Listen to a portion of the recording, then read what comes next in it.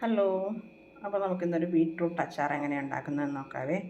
അപ്പോൾ ഞാനൊരു ബീറ്റ്റൂട്ട് ഇതിനു വേണ്ടി എടുത്തിട്ടുണ്ട്. നമുക്കിതൊന്ന് തൊലി കളഞ്ഞ് കട്ട് ചെയ്തെടുക്കാം. അപ്പോൾ നമ്മളതേ ബീറ്റ്റൂട്ട് ഇവിടെ കട്ട് ചെയ്ത് വെച്ചിട്ടുണ്ട്. പിന്നെ നമ്മൾ 2 പച്ചമുളക് എടുത്തിട്ടുണ്ട്, കുറച്ച് ഉലുവ എടുത്തിട്ടുണ്ട്, പിന്നെ നമുക്ക് കായം വേണം, പിന്നെ നല്ലെണ്ണ വേണം, പിന്നെ ഒരു 4 സ്പൂൺ വിനാഗിരി എടുക്കണം. അപ്പോൾ നമ്മളൊരു പാൻ അടുപ്പത്ത് വെച്ചിട്ടുണ്ട്. അതിലേക്ക് നമുക്ക് കുറച്ച് നല്ലെണ്ണ ഒഴിച്ചു കൊടുക്കാം. ഇതിലേക്ക് നമുക്ക് ബീറ്റ്റൂട്ട് ഇട്ട് കൊടുക്കാം.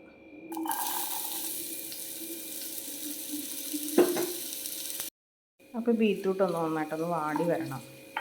അതിനുശേഷം നമുക്ക് പൊടികളൊക്കെ ചേർത്ത് കൊടുത്താൽ മതിയാവും. അപ്പോൾ നമ്മൾ ബീറ്റ്റൂട്ട് ഇവിടെ ഏകദേശം ഒന്ന് വാടിയൊക്കെ വന്നിട്ടുണ്ട്. അതിലേക്ക് നമുക്ക് കുറച്ച് മഞ്ഞൾപ്പൊടി ഇട്ട് കൊടുക്കാം. ഒരു 1/4 സ്പൂൺ ഇട്ടാൽ മതിയാവും. എന്നിട്ട് നന്നായിട്ടൊന്ന് മിക്സ് ചെയ്ത് കൊടുക്കാം. ഇനി അതിലേക്ക് നമ്മൾ എടുത്ത് വെച്ചിരിക്കുന്ന പച്ചമുളക് ചേർത്ത് കൊടുക്കുക.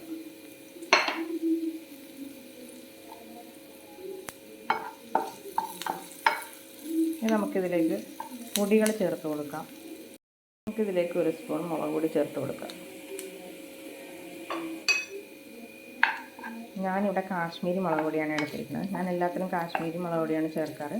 നിങ്ങൾക്ക് എരിവുള്ള മുളക് പൊടി വേണമെങ്കിൽ ചേർക്കാം. ഏത് മുളക് പൊടി ഉപയോഗിച്ചാലും കുഴപ്പമില്ല. ഇത് എരിവ് കുറവായിരിക്കും. ഇനി നമുക്കിതിലേക്ക് ഉലുവാപ്പൊടി ചേർത്ത് കൊടുക്കാം.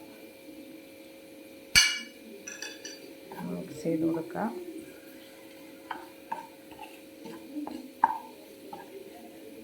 കുറച്ച് കായപ്പൊടിയും കൂടെ ചേർത്ത് കൊടുക്കാം.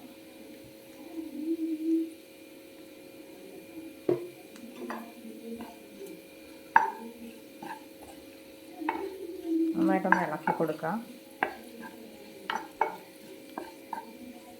അതിനുശേഷം നമുക്ക് നമ്മളെടുത്ത് വെച്ചിരിക്കുന്ന വിനാഗിരി നമുക്ക് ചേർത്ത് കൊടുക്കാം.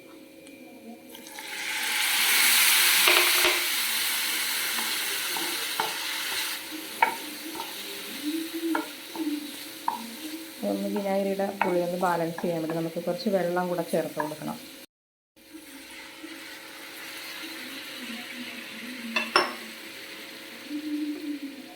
നന്നായിട്ട് ഇളക്കി കൊടുത്തതിന് ശേഷം നമുക്കിതൊന്ന് അടച്ച് വെച്ച് വേവിക്കണം.